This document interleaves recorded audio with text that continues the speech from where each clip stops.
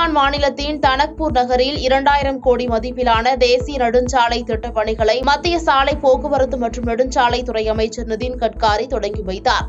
தொடர்ந்து பேசிய அவர், உத்தரகாண்டில் சாலை உள்கட்டமைப்புக்காக 2 லட்சம் கோடியை மத்திய அரசு செலவிடப் போகிறது. முதலமைச்சர் புஷ்கர் சிங் தாமி முன்னிலையில் 2024ஆம் ஆண்டு இறுதிக்குள் உத்தரகாண்டில் உள்ள தேசிய நெடுஞ்சாலைகள் சர்வதேச தரத்தில் அமையும் என்று அறிவிக்க விரும்புகிறேன். அந்த சாலைகள் அமெரிக்காவில் உள்ளதைப் போல் இருக்கும் என கூறினார்.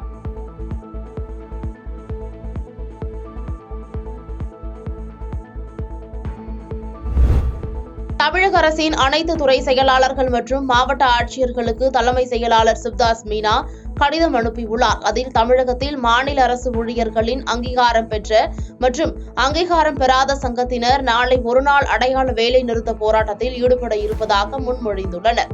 தமிழக அரசின் விதிப்படி அரசின் செயல்பாட்டை பாதிக்கக்கூடிய எவ்வித வேலை நிறுத்தம், ஆர்ப்பாட்டம் போன்ற போராட்டங்களில் அரசு ஊழியர்கள் ஈடுபடக்கூடாது. மீறினால் போராட்டத்தில் ஈடுபடுபவர்கள் மீது ஒழுங்கு நடவடிக்கை எடுக்கப்படும் என எச்சரிக்கை விடுத்துள்ளார்.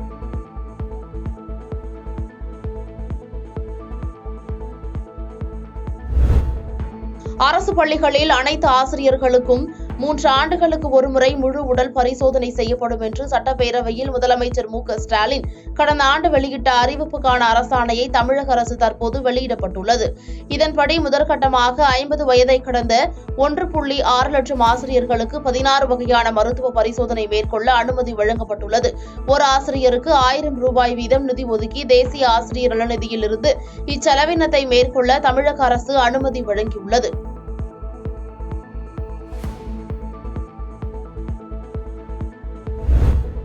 நீலகிரி மாவட்டம் உதகை அருகே பாம்பகேசில் பகுதியைச் சேர்ந்தவர் ஆகாஷ். உதகை அருகே உள்ள கேதி தனியார் பொறியியல் கல்லூரியில் 2ஆம் ஆண்டு இன்ஜினியரிங் படித்து வரும் இவர் பிங்கர் போஸ்ட் பகுதியைச் சேர்ந்த ரித்து ஏஞ்சல் என்ற கல்லூரி மாணவியை காதலித்து வந்துள்ளதாக கூறப்படுகிறது. இந்நிலையில் கடந்த சனிக்கிழமை ஆகாஷ் அந்த பெண்ணை வாலிபர் வீட்டில் யாரும் இல்லாததால் வீட்டில் அழைத்துச் சென்று இருவரும் மது அருந்தி காளான் சாப்பிட்டு உல்லாசமாக இருந்துள்ளனர். போதை தலைக்கேறி இருவரும் உறங்கியுள்ள நிலையில் மறுநாள் ஆகாஷ் எழுந்து பார்க்கும்போது ரித்து ஏஞ்சல் மூச்சு பேச்சு இல்லாமல் இறந்த நிலையில் கிடந்துள்ளார். பின்னர் இது குறித்து தகவல் அறிந்து வந்த உதகை மத்திய காவல்துறையினர் அங்கு சென்று சோதனையிட்டதில் மது பாட்டில்கள், போதை, காளான் இருந்ததை தெரியவந்தது. இதையடுத்து ஆகாஷை கைது செய்து போலீசார் மேலும் இதுகுறித்து விசாரணை மேற்கொண்டு வருகின்றனர். சென்னை தண்டையார்பேட்டையில் உள்ள தனியார் மண்டபத்தில் ஆர்கே நகர் தொகுதிக்காக அமைக்கப்பட்டுள்ள பாஜக நாடாளுமன்ற தேர்தல் அலுவலகத்தை தமிழக பாஜக தலைவர் அண்ணாமலை திறந்து வைத்தார். பாஜக நாடாளுமன்ற தலைமை தேர்தல் அலுவலகம் மற்றும் தென் சென்னையை தொடர்ந்து வட சென்னையிலும் தேர்தல் அலுவலகம் தற்போது திறந்து வைத்துள்ளார். பின்னர் செய்தியாளர்களை சந்தித்த தமிழக பாஜக தலைவர் அண்ணாமலை, செந்தில் பாலாஜி ஊழல்வாதி என்பதில் எந்த மாற்றமும் இல்லை, அதனால் செந்தில் பாலாஜி பதவி ராஜினாமா செய்ததை வைத்துக் கொண்டு ஜாமீன் தரக்கூடாது என்று வலியுறுத்தி பேசினார். இதை முதல் நாள்லேருந்து சொல்கிறோம். கவர்னரும் இதே தான் சொன்னார். நம்முடைய உயர்நீதிமன்றம் 2 முறை, ஒரு முறை நேரடியாக, ஒரு முறை மறைமுகமாக சொல்லியிருக்கிறாங்க. அதாவது ஒரு அமைச்சர் அவருக்கு சம்பளம் கொடுக்கணும்னா செய்கிற வேலைக்காக. ஆனால் ஊழல் வழக்கிலே கைது செய்யப்பட்ட ஒரு அமைச்சருக்கு மக்களுடைய வரி பணத்தில் சம்பளம் கொடுத்து இலாகா இல்லாத அமைச்சராக 8 மாத காலமாக செந்தில் பாலாஜியை வச்சிருக்காங்க. இன்னைக்கு வேறு வழியே இல்லை, மக்களுடைய கோபத்துக்கு ஆளாயிட்டாங்க. அந்த ஒரு காரணத்திற்காக அவங்க ரிசைன் பண்ணிட்டாங்கன்னா, இதுல முக்கியமா என்னன்னா, ஒருவேளை ரிசைன் பண்ணா பெயில் கிடைக்குமான்னு ஐடியா பண்றாங்க. நாம ரிசைன் பண்ணிட்டா. கிருஷ்ணகிரி ஒசூரில் தோட்டக்கலைத்துறை ஒருங்கிணைப்பாளர் வெங்கடாச்சலம் செய்தியாளர்களை சந்தித்து பேட்டியளித்தார். அப்போது பேசிய அவர், ஒசூர் பகுதியில் ரோஜா பூக்கள் உற்பத்தி செய்யப்பட்ட 5 கோடி மலர்களில் 40 லட்சம் மலர்கள் மட்டுமே உலக நாடுகளுக்கு ஏற்றுமதி செய்யப்பட்டிருப்பதால் 60% அதிகமாக ஏற்றுமதி குறைந்துள்ளது என்று தெரிவித்தார். மேலும் தொடர்ந்து பேசிய அவர், ஒசூர் பகுதியில் 21 கோடி ரூபாய் மதிப்பீட்டில் கட்டி முடிக்கப்பட்ட சர்வதேச மலர் ஏல மையத்தை பயன்பாட்டிற்கு கொண்டு வந்தால் ஒரு மலருக்கு கூடுதலாக 5 ரூபாய் லாபம் கிடைக்கும் என்று தமிழக அரசிற்கு கோரிக்கை விடுத்துள்ளார். எக்ஸ்போர்ட்ன்றது பாட்டில் எக்ஸ்ப்ளவர்ஸ் எக்ஸ்போர்ட் போயிருக்கு. லாஸ்ட் இயர் கம்பேர் பண்ணும்போது 60% எக்ஸ்போர்ட் கம்மியாக இருக்கு. ப்ரைஸ் கூட லாஸ்ட் இயர் ப்ரைஸ் கம்பேர் பண்ணால் இந்த வாட்டி ப்ரைஸ் கம்மியாக இருக்கு. எக்ஸ்போர்ட் 18 ரூபீஸ் தான் கிடைச்சிருக்கு ஃபார்மர்ஸ்க்கு.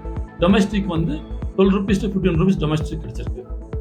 அதே மாதிரி last year rate 23 rupees domestic கிடைச்சி, அதே மாதிரி 28 ரூபீஸ் எக்ஸ்போர்ட் வந்திருக்கு ப்ரைஸ். சேலம் பெரியார் பல்கலைக்கழகத்தின் ஆசிரியர் பிரதிநிதி சிண்டிகேட் உறுப்பினர் தேர்தல் நடைபெற்றது. இந்த தேர்தல் அரசு கல்லூரி சார்பில் ஆரூர் அரசு கல்லூரி உதவி பேராசிரியர் குமரன், குமரபாளையம் அரசு உதவி பெறும் கல்லூரி உதவி பேராசிரியர் உமா ஆகியோர் போட்டியிட்டனர். இந்த நிலையில் செனட் பேரவை கூட்டத்தையும் தேர்தலையும் ஒரே நாளில் ஒரே நேரத்தில் நடத்துவதற்கு பெரியார் செனட் உறுப்பினர்கள் எதிர்ப்பு தெரிவித்தனர். தொடர்ந்து கூட்டத்தில் இருந்து வெளிநடப்பு செய்த போராட்டத்திலும் ஈடுபட்டனர். இதையடுத்து தேர்தலில் வாக்களிப்பதற்காக கூட்டத்தை ஒத்திவைத்து துணைவேந்தர் ஜெகநாதன் அறிவித்தார். இதையடுத்து நடைபெற்ற தேர்தலில் மொத்தம் 70 வாக்குகள் பதிவானது. இதில் தனியார் கல்லூரி சார்பில் போட்டியிட்ட சிவகுமார் 62 வாக்குகளை பெற்று வெற்றி பெற்றதாக துணைவேந்தர் ஜெகநாதன் அறிவித்து வெற்றி சான்றை வழங்கினார். இதையடுத்து தனியார் கல்லூரி பாசம் அமைப்பின் சார்பில் வெற்றி பெற்ற சிவகுமாருக்கு பாராட்டு தெரிவித்தனர். பாதகம் செய்பவரை கண்டால் நாம் பயங்கொள்ளலாகாது பாப்பா, மோதி மிதித்து விடு பாப்பா, அவர் முகத்தில் உமிழ்ந்து விடு பாப்பா. அண்மை செய்திகளை உடனுக்குடன் தெரிந்து கொள்ள இணைந்திருங்கள் இயம்நாடு தொலைக்காட்சியுடன்.